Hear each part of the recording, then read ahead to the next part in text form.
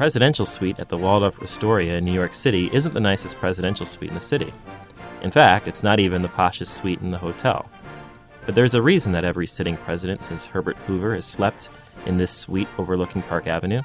The suite, the decor, and the amenities are uniquely designed with the commander-in-chief in mind.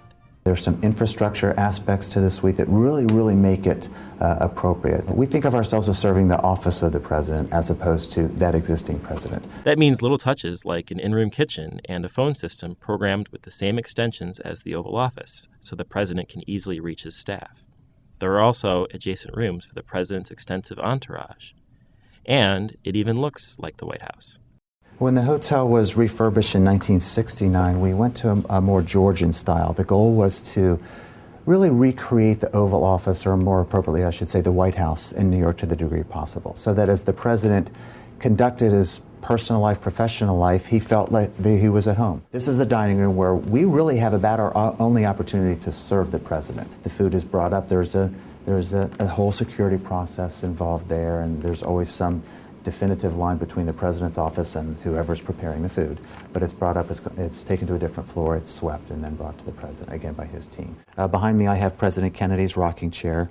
This was a gift from President Kennedy. I might have mentioned to you earlier that each president has left us a gift since Herbert Hoover. We still need to get gifts from the sitting president and actually President Clinton. One thing people always wonder is whether anyone who truly wants to, who has the means of course, can stay in the presidential suite. The short answer to your question is yes, you can. The long answer is it's not available through what normal consumers would use as booking channels. The suite isn't available for booking online.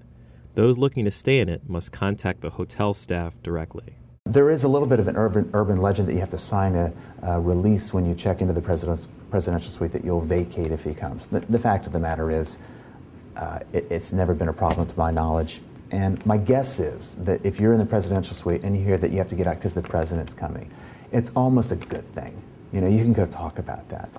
You mentioned, Matt, that there are larger suites in the hotel, but this remains the presidential suite. Why is that? We have much larger footprints to a variety of suites.